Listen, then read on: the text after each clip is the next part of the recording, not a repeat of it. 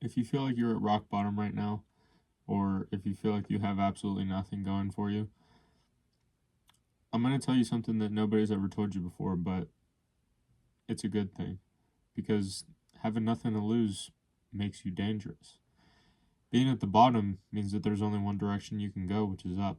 If you feel like you have nothing going for you, flip it into thinking of it as having an advantage over everyone else instead of a disadvantage.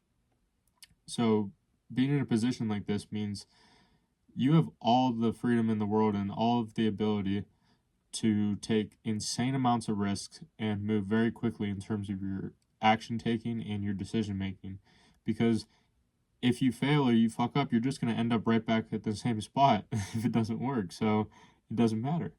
And the reason why people get stuck is because the people who feel like they have nothing to lose still feel like they have something to lose, is because everything they feel is completely made up in their own mind about what other people think about them, when in actuality, they aren't even paying attention to them to begin with. And they get caught up in this and they live their entire life based on a made up story of what people who don't even give a shit about them think that they'll say if they were to fail. On the other hand, you might be wondering, well, what if these people do give a shit about me? Like, what if these people are my parents, for example?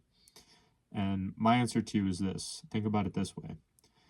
Would you rather, scenario A, have the difficult conversation with your parents about how you quit your job even though you haven't made any money online yet and you're afraid of the comments that they're going to say to you, or scenario B, where you spend the next 60 years of your life hating the job and resenting them for the fact that you think that they held you back from achieving your dreams?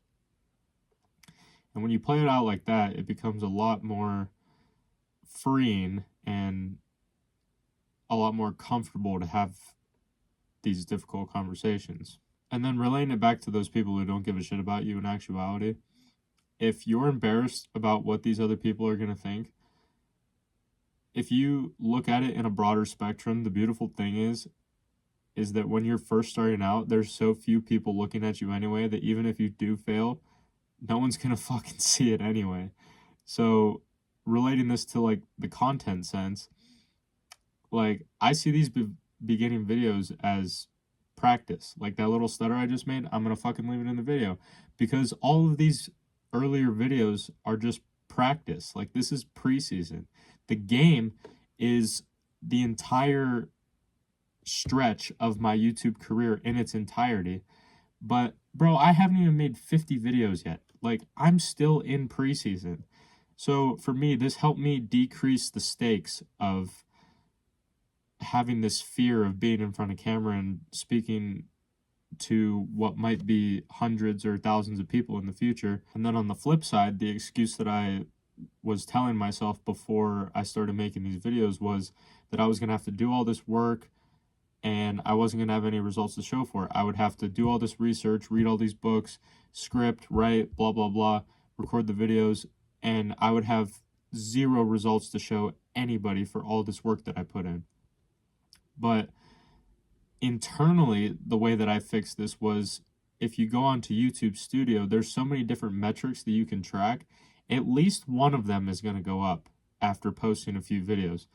So, for example, like today marks the 1 month since I posted my first video on YouTube, April 2nd. And since then, I don't get a shit ton of views or likes per video or whatever, but I have around 30,000 impressions across the month. And if you think about it, that's like, if I was speaking in a venue of 30,000 people, I'd be fucking stoked about that. So looking at it from that perspective makes it, for one, not as scary to start when doing the thing with the first point that I made, while at the same time still feeling like it's worth it in those early days when no one's watching, because the more that you can track, the more ways that you can find little tiny wins. So it's like a game within a game, basically. If you find little ways to like reward yourself throughout that process, then you'll be able to extend your time horizon of how long that you can keep going throughout this process until eventually you will hit it. Like you're going to hit it eventually. It's just based on how long you can have the resilience and stretch out your time horizon.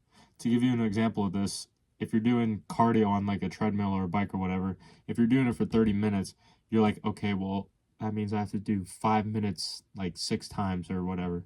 So you can create like these little micro games within the macro to keep yourself going, which has honestly helped me a lot. So to give you the recap and the breakdown, because I know that was a giant spell of words and you might not have understood some of that, but try and track whatever you can or whatever you're doing as much as possible, because the more that you can track, the more ways that you can find wins in the micro, and then take those micro wins as fuel to keep you going for the longer game.